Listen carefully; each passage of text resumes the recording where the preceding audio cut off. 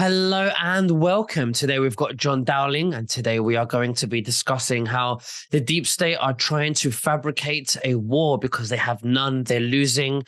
Now, just before we begin, you can subscribe to my Instagram channel at nicholas.veniamin, where you can follow all my newsreels.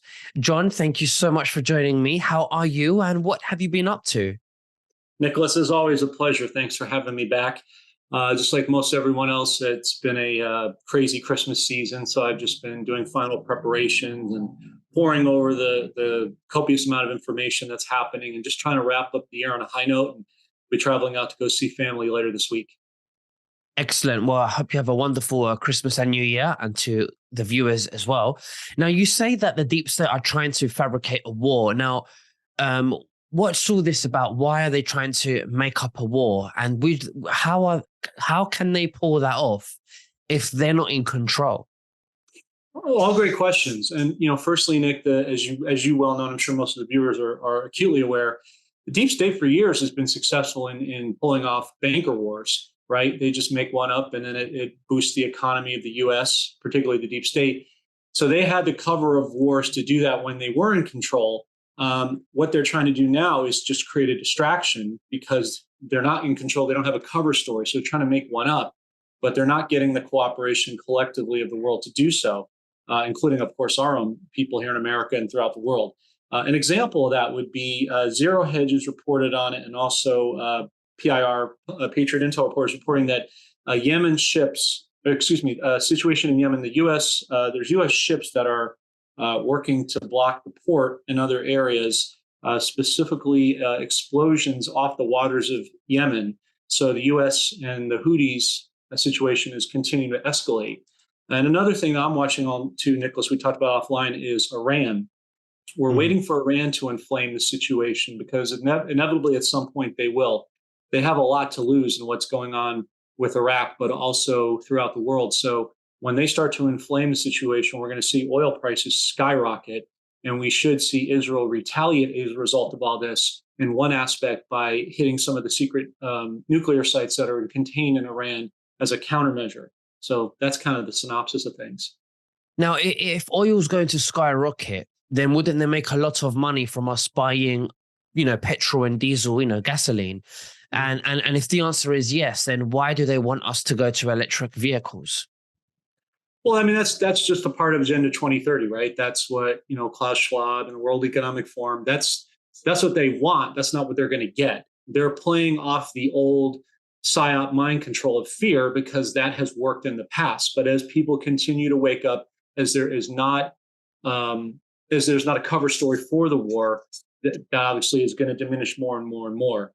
So oil is it's going to be a temporary situation, but that is also an opportunity for people to make counter moves and things like that. They can, people are aware of what's going on. They can anticipate that, and they can make steps around that to minimize some of the damage. So, in its essence, I think the good guys are helping the people to wake up so that they can prepare ultimately for the measures of the bad guys, so that they can move laterally around that.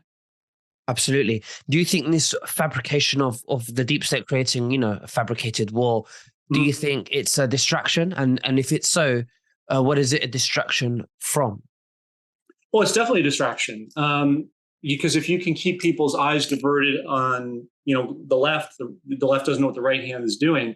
I think it's ultimately a financial distraction, because as all these things seem at their worst, you have all this escalation that's going to happen in the first quarter of 24 with these geopolitical movements, with the oil, with the Middle East conflict, and then, of course, eventually China, Taiwan, which I think will be a very temporary, short-lived situation. It's ultimately a parallel front for what's going to happen financially. Because again, most people, when I say the whole of society, is not aware of what the people, and including you and I, are aware of what's going to really happen financially in the very short term. So I think it's a diversionary tactic to get people's eyes off that, so that they don't know what's coming on the other end. In a nutshell, why don't you tell the viewers what is going to happen very shortly financially? And is this going to remove power from the deep state or the globalists? The short answer is yes, it will remove full power from the deep state and globalists. Because again, first of all, if they had control of things, I was thinking about this before our show, Nick, we wouldn't be able to even have this conversation. They would have shut off this channel. We're still waiting for, at some point, I don't, do dates and things like that, but looking at a timeline here in the near future, we can expect. You're seeing solar flares going on. This is another geopolitical front. You have the threats of these, bombings and things of that nature. All of this is going to contribute to the blackout, specifically with respect to communications, right? Which is yet another diversionary tactic. As these things escalate, you're going to see the global reset occur with respect to the dinar and the dong and all the other numerous currencies throughout the world. It'll be a systematic domino effect, and that is not what they wanted. They wanted to control all the wealth and the power because you have a bloodline family that basically consists of about 500 million people. That's who they think they're their own gods. So they wanted to keep all the control and power and money for themselves, which shouldn't be a surprise to most here. But that's not what they're going to get. What's really going to happen is the wealth of the wicked will be laid up for the righteous. The people of this earth that just want to live in peace and help one another and make a difference in their community, in their world, in their country, they're going to be the ones that the greater whole of society will prosper, but most importantly, just have peace. Because some people, the money is the important thing. Some people, it's the peace and the freedom. Some people, it's a combination of both. But in a nutshell, that's what I see happening. Interesting. You say blackout. Now, there was a movie, a very new movie, recently loaded onto Netflix called Leave the World Behind. And one of the writers is Obama. And in the movie, there's a blackout and a family tries to cope within the blackout. They panic and they try to survive. And there's this helicopter that in the sky that unloads this, leaflets. And on one of the signs, it says "Death to America." And again, I want to remind the viewers that this is what, Obama was involved in this film. What is all that about? Is this about, what do you think it's really about? Is it sharing a message to us? Is it trying to give us the message into our brains subliminally so that if anything does happen like this in the future, we wouldn't be too shocked? And it's like, the idea is not alien to the brain. What's your take on this? I think it's twofold, Nick. I think one of it is, it's ultimately at the heart of it, it's predictive programming, right? Because the deep state, I know in the entertainment world, a lot of messages have to be put out. They have to tell the truth, but they do it through entertainment. That's the guise. So nobody really thinks it's literal. They think it's just more of a fantasy type of message that wouldn't really transpire in reality. But the actuality is that it will. So for those of us who are aware, those obviously people listening to your audience are well informed, they already know that this is a message or a foretelling of what's going to happen front of scenes, that this was planned out decades in advance. For the person who might watch it, who is a mainstream news watcher, they probably think it's just fantasy and just dismiss it as that and don't give it the gravity of importance that it should have. So I think it's kind of a duality message depending on what side of the aisle you're on. There is an interesting little thing too, Nick, I want to add in this that just came up this morning on X, Shadow of Ezra channel is reporting. You've talked about this on previous shows with other great guests. You've had Janet Ossenbard, the filmmaker of The Fall of the Cabal, since we're talking about movies. But this is actually a true documentary, as everybody knows. They're put out that she had been missing for weeks. They're now reporting that tragically she died by suicide. And this is just my opinion, but this feels like Epstein 2.0. I don't think that she would do that. She was way over the target. And so automatically my red flag bells are very suspect about that. I mean, I hope she's okay. I have heard the same. There was once where a rumor went around where, she was missing and she committed suicide apparently, or she was assassinated, but then she resurfaced. And I did speak to her and it turned out that she just went away and she just got producing, in her own way, no internet, no nothing. So we might just be seeing another situation like this. I'm sure if they were going after her, they would be going after people like David Icke, who've been around for much longer, who are much bigger and have a bigger following. So again, I don't want to completely dismiss that because it might be the case that she is in danger. So who knows? Right. I hope we find out soon. I hope she's okay.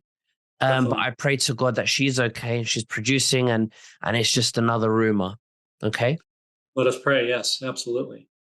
Now, would you like to tell us as well that you came across a gentleman who told you not to disclose anything because Hmm. he wants to respect his privacy? And you mentioned something about seeing that on paper that Donald Trump was commander in chief. Would you like to tell us that story? Sure. I had a friend who graduated last year in the Naval Academy, and he asked me not to share the picture, and I haven't, and I would obviously keep his confidence. But in it, when he graduated, had the normal credentials. But when he blew up the picture, the diploma, it says Donald J. Trump, Commander in Chief, very clearly at the bottom. So it's my contention that whoever's running the military is running the country. So that was, to me, a pretty clear and present signal of what's really going on. Absolutely. I mean, it makes sense when you think about it. He gets a lot of president perks still. He's very involved into the rallies. Why don't you tell us about the coincidence that you thought about the rally that he did recently in Reno? Yeah, sure. And I'm with you on that, Nicholas. I mean, it's just my own personal opinion that it just seems strange to me in the history that I've been alive watching elections or election cycles. I've never seen a former president be so active front of scenes well before the year of the election taking place. So that's number one. Number two, he held a rally this weekend in Reno on the 17th. So we know there's no coincidences. That number in many communities is pretty significant. And Reno, I thought was just my own personal opinion, was significant because that's where the Treasury Department for the U.S. is located on Native American soil, which is sovereign land. It's not part of the corporation. So me personally, I think there's something to read into that that's important. Interesting. Well, there's always codes behind military stuff, isn't there? So I wouldn't Indeed. put it past them. Okay, interesting. I want to move on to the 401k scam that the US government has imposed to the people. It's a very big scam. We have it here in the UK. It's a pension thing that my mother even wants to pay into every month when she gets paid. And by the time, they won't give it back to her until she's retired, and which is, you know 15 years from now for her, for 10, 15 years from her until then. And it won't be worth what it is now. And they don't want us to know about gold, about how important gold is. They don't teach us anything about gold and silver at school. And we need more education on this. Why don't you tell the viewers why you think 401k is a scam? Yeah, it's great. It's a great conversation piece. So thanks for that opportunity, Nick. I mean, I've worked in different corporations before, doing all this, and it was a learning experience on multiple levels, particularly with regard to this conversation. And I had 401ks, and every time I would try to get it out, there was always penalties or heavy taxation. I was de-incentivized from trying to even do it, let alone executing it to the full amount. Um, Anything to do, it's not a popular it's in certain circles it's not a popular discussion, but it's an honest one, which is the reality is that anything that's paper backed, 401ks, iras, pensions, even paper gold and silver certificates, those are not in your physical possession. It's in the possession of the person that issued it to you, and in this case, like a 401k is typically a corporation, right? What has the US been? A corporation since 1871. We have not really been free. We've been given privileges, not rights, because under the Constitution, we have rights. So words, language matter, right? So, yeah, the 401k has been one of the biggest scams going. You put all this money in, week after week, month after month, year after year, whatever your pay cycle happens to be. And it's a lot like insurance, which I would think many people would agree is a scam. You pay out, pay out, pay out. And it's almost a bet between you and the insurance company who's going to win that battle, right? Are they going to pay out or are you? And they're quick to take your money, but they're real slow to give it back. And so when I had the opportunity to liquidate my 401ks, I was able to do that. Unfortunately, I took some penalties at the time, but I was able to get certain financial instruments, to include physical gold and silver. But as we've talked about before, and I talk about in my other shows, I always recommend people, not a financial advisor, but nonetheless, I recommend people have the physical assets in their possession, specifically and especially gold and silver. So I just wish that I had known years ago about options to liquidate my 401k without those penalties. So anyone who's able to do that is very blessed, because it's a special time in in the global geopolitical and financial landscape in which we find ourselves.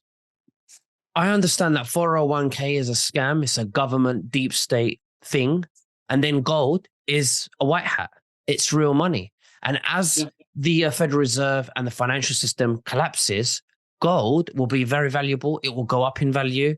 And I think this is a very good opportunity for the viewers, for everyone to switch their 401ks to gold without penalty with the link below, using, the link below. If you click below in the description that I'm going to leave, I think it's very important that, we take our wealth out of the matrix and put it into gold, where it's going to, protect your wealth even more. So I'm going to be leaving the link below in the description so you can click. John, thank you so much for joining us today and sharing all your views on the political stuff as well. Is there anything else that you'd like to say to the viewers before we finish? I would, and thanks for the opportunity, Nick. Just to mop up what you were talking about, central banks hate when we buy gold and silver. That's why they're buying in such copious amounts, so that they can survive what's about to occur. There's a little interesting factoid that I found out over the years. Every time that a person, an individual, buys an ounce of silver, they're shorting the banks $1 billion in their balance sheets, because it's more that we're keeping and less that they're able to capitalize in their reporting, right? And with Basel III upcoming, banks that are going to survive are going to have to be able to report actual physical liquid gold and silver assets to be able to survive. That's why they don't want us to have it, which is what makes it such a scam and such a contentious issue. As for the viewers, I just want to thank them for their support of you and myself over the years, and all the other great patriots out there that are working diligently to bring the truth. Relax and enjoy your family during this time. Try not to stress out about all the details that may or may not be coming. I think we might have a fairly slow news cycle over the next 7 to 14 days. Just enjoy your family, friends, and loved ones. Take a breath. Be glad that you survived this year. Thank God for that, and get ready for what lies ahead, because we got a lot of work to do in the near future. Absolutely. Well, thank you very much, John, and have a wonderful Christmas, and God bless you. Bye-bye. You as well.